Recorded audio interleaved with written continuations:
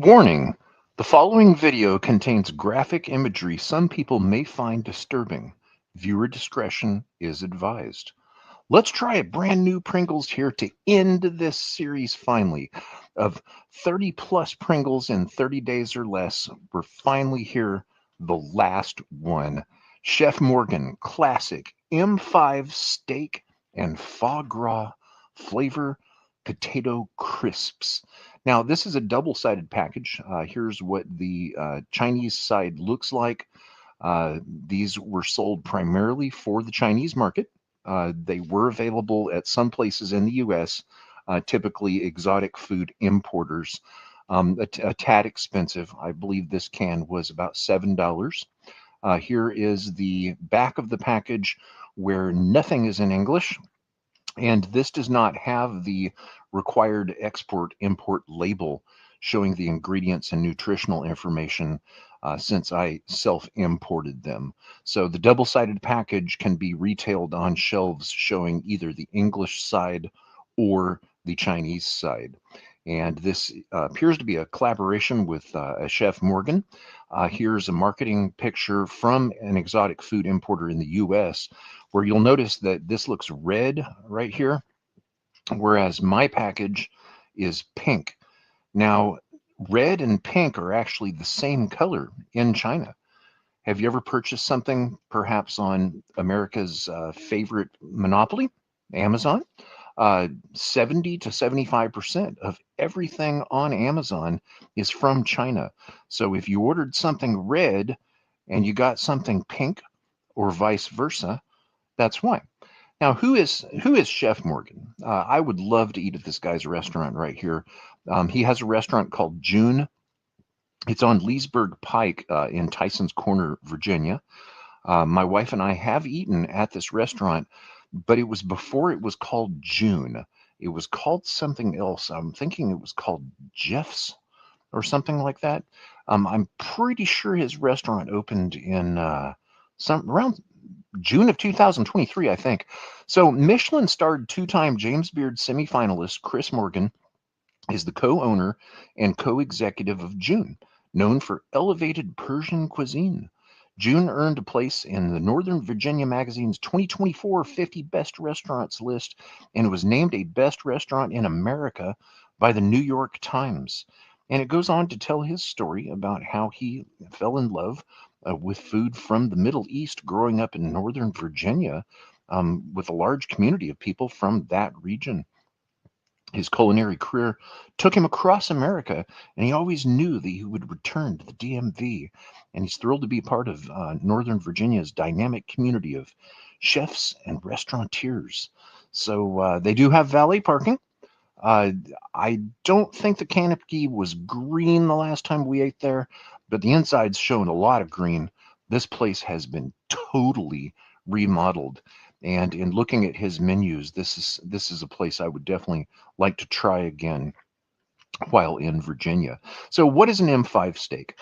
Uh, Contrary to what a lot of people may believe, it's not a Japanese rating. It is very common to find M5 rated steaks in Japan. There are numerous places, from street vendors to restaurants, that specialized in marbled steaks, such as this. The grading is actually an Australian meat grade. So an M5 would be right in the middle, starting at a 1 with no marbling, and then an M9 just heavily marbled. Here's what a pile of M5 steaks looks like before cooking. And in California, I believe that would cost about $300 to $400. So, what is foie gras? Foie gras is duck liver. In France, the chicks start out a happy life, living outside, often with their mothers, swimming around as ducks do, and they're just happily raised. Sometimes in nice open pastures, in with clear blue skies and beautiful weather, and then eventually they're all male. Now, why is that? The reason for that is that male ducks are selected for foie gras. Their livers can be made fatty easier than those of the females. So the little chicks are sexed. It's determined whether they are males or females. Since the females are just considered a poultry byproduct, they're often disposed of, euthanized, and even at times just simply shredded alive. And then the males move on in their happy life, and they're brought inside for the rest of their life. And they're fed as much as they can eat, in fact, more than they can eat, through a process which is called gavage. Typically, corn is shoved down their throats until they are completely full. There are multiple ways of doing it, from sitting down to standing up. At times, these machines are air pressure powered. That way, they can shove as much feed down the duck's throat as quickly and efficiently as possible. Sort of like waterboarding, but with food. These ducks are filled with food until they are stuffed all the way to the bills. Absolutely as much food as they can eat, which is leading up to foie gras.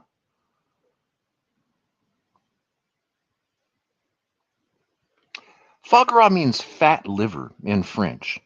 It's produced by force feeding the ducks to enlarge their livers up to 10 times their normal size, causing hepatic steatosis, or fatty liver, that gives foie gras its smooth, rich texture and makes this practice controversial. And finally, you have your foie gras, which wealthy people can enjoy in dimly lit steakhouses, or even with your golfing buddies enjoying a 30-year-old bottle of Macallan Scotch and a Cuban cigar that your friend mailed you from Europe. What a happy story there. So I have eaten foie gras before. I was over 20 years ago, and it was at a dimly lit steakhouse in Houston. A friend of mine recommended it, and I do not recall liking it at all, but I didn't know what it was. So let's go ahead and get these things open and see what they taste like. Possibly a good foie gras substitute. I want to see if these remind me of what foie gras tasted like. Okay. Oh, whoa! Wow. This is one of the most powerful Pringles I've ever smelled right when I opened. So coming all the way from China to the importer, probably down by Los Angeles and then up to San Francisco, these seem to have fared rather well. Here's what's in the can. There's a good number of them that have been crushed. Now, here's what a Chinese Pringle looks like. Yes, it is smaller. I have compared these side by side with American Pringles in these videos in the past. And let's see what these taste like. I am getting a I'm getting a grilled meatiness on the nose, which is rather impressive.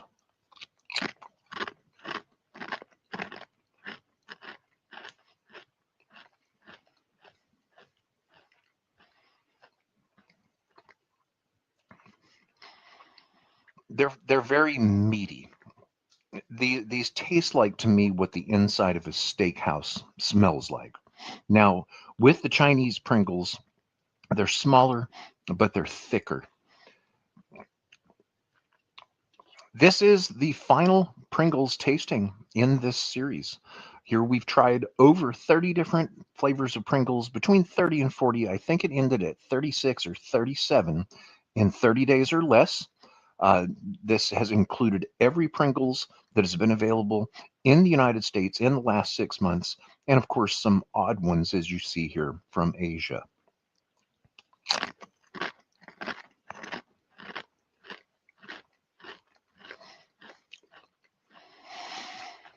I like these. I do like these, and I'm going to rate these high because these are one of the finest Pringles flavors that I have tasted in this series. The French style chicken twister, also by Chef Morgan, Christopher Morgan, or Chris Morgan. That one to me, it did not impress, but these do impress. And I wish that I didn't learn what foie gras actually is. I find that to be quite disturbing, and I do not plan on eating foie gras again for the rest of my life. But since this does not contain foie gras itself, and I'm not picking up a flavor of it, I'm just getting a charred steak flavor and aroma. I'm going to rate these an 8 out of 10. So I want to say thank you to Reverend Amagon, also known as Ya Boy Tasty Cake. He inspired these food tasting videos. For the last month or so, there have been two videos by me, Grego from the Timescales, in the Grego's Food Conspiracy series that have been co-streaming on the Tasty Cake channel. So look down below, see where you're watching this, and if it is on the Tasty Cake channel, you need to make sure you're subscribed because this is the last morning tasting video. There have been two per day. We do co-stream to each other's channels to raise attention, and I believe that this has been sufficient, and I don't want to overload his channel with two videos per day, making it difficult for people to find videos made by him, because he had inspired these videos. He also collaborated. We did some live tastings, I believe 3 Monday mornings in a row, where we tasted different Pringles together, coast to coast, East Coast to West Coast, and gave our honest opinions on them. And I must say that I am happy to have completed this series of tasting all of these different Pringles. I've learned a lot from it. I found that the average sodium level in Pringles is about 180 milligrams per canister. I found the highest milligram sodium level in the habanero flavor at 310 milligrams. And some of the most recent new flavors that have come out, they've cranked up the sodium to level 9, all the way up to 260 and even 280 milligrams of sodium. So it's been an interesting adventure. I am a collector, and when I started seeing so many Pringles coming out last summer on the store shelf, I thought, I wonder if I can not only collect every single one of these cans that's available, but also get them on sale, which I did. A couple of exceptions. One of them I had to get mailed from the East Coast. That was smoky cheddar because it was sold out in the entire California, San Francisco Bay Area. But they were still available on the East Coast. And then, of course, some of the Asian Pringles were not on sale, as I had to self-import them or find them through someone that had already imported them. But it's been an interesting experience. And I will never do it again. I will never taste this many Pringles in such a short amount of time. But I like Pringles as a snack, and when they come out with more new flavors, which they will, I'll pick some that look interesting and try them. But for now, we're going to switch to other foods. So if you like videos like this, make sure that you're subscribed. I absolutely guarantee you there's more to come. Make sure you're subscribed on the timescales if you would like to continue to see two food tasting videos per day with two different series running at the same time. One upcoming series is a week of different Pepsis, some of them from China and a couple of real interesting flavors from Japan. And then, of course, there's going to be Cheese Week 7, where I taste a different cheese every single day. So I enjoy doing these. I hope you guys enjoy watching them and enjoy your Pringles. Until next time, peace out from San Francisco. Bye.